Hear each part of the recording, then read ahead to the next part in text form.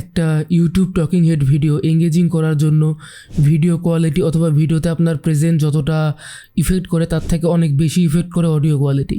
ভিডিওতে যদি আপনি না থাকেন অথবা ভিডিওর কোয়ালিটি যদি খুব একটা ভালো না হয় তারপরেও কিন্তু মানুষ আপনার ভিডিও দেখবে যদি আপনার কন্টেন্ট ভালো হয়। কিন্তু যদি আপনার অডিও কোয়ালিটি খারাপ হয় তাহলে আপনার কন্টেন্ট যতই ভালো হোক মানুষ কিন্তু আপনার ভিডিওটা দেখবে না। আপনি শুধু অডিও রেকর্ড করে স্টক ফুটেজ দিয়ে পুরো ভিডিওটা কমপ্লিট করতে পারবেন, কিন্তু শুধুমাত্র ভিডিও রেকর্ড করে কোনোভাবেই অডিওর যে শূন্যতা এটা আপনি পূরণ করতে পারবেন না।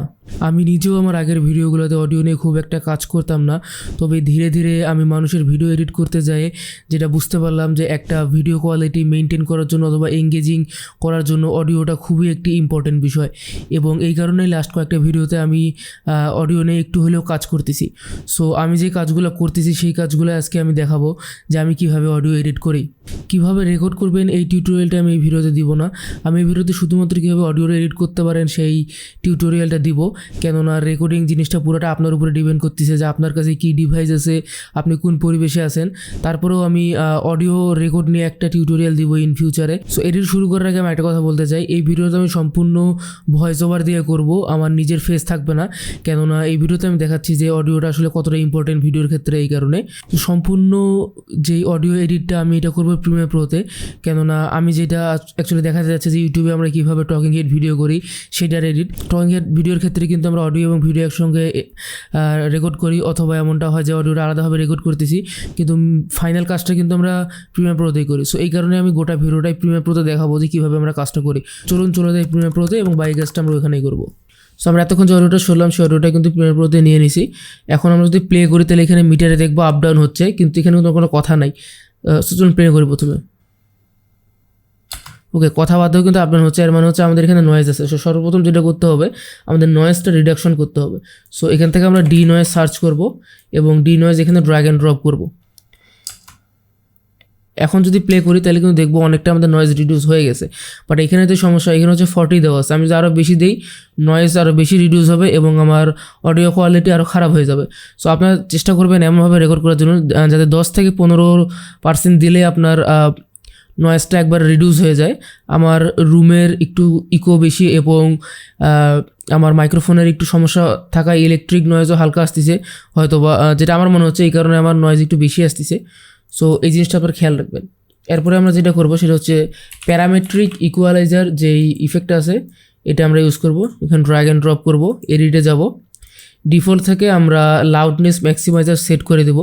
এখানে এল এবং এইচ দুটা কিন্তু আমরা অপশন দেখতে পাচ্ছি।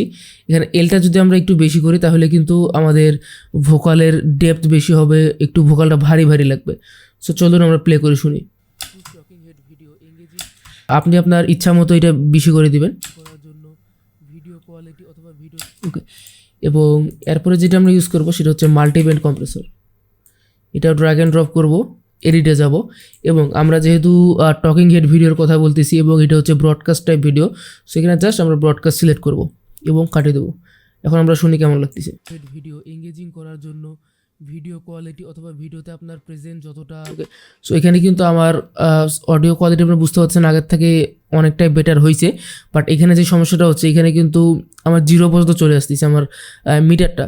সেক্ষেত্রে কিন্তু আমার অডিওর কোয়ালিটি ভালো হওয়ার পরেও অনেক জায়গাতে সমস্যা হইতে পারে অডিওর, এবং অনেক জায়গাতে দেখা যাচ্ছে যে আমার ভোকাল ফাটে দিতে পারে। সো এই কারণে যেটা আমরা ইউজ করব hard limiter. Drag and drop করব, এডিটে যাব এবং এটা -6 থেকে +6 সিলেক্ট করে দেবো এবং কাটিয়ে দেবো। এখন যদি আমরা শুনি তাহলে আমার অডিও কোয়ালিটিও ভালো পাবো এবং মিটারও দেখবো যে -6 এই জায়গাতেই আমার অডিওটা আটকে আছে। সো আমার অডিওতে কোনো প্রকার ডিস্ট্রাকশন হবে না। YouTube talking head video engaging করার জন্য ভিডিও কোয়ালিটি অথবা ভিডিওতে ওকে।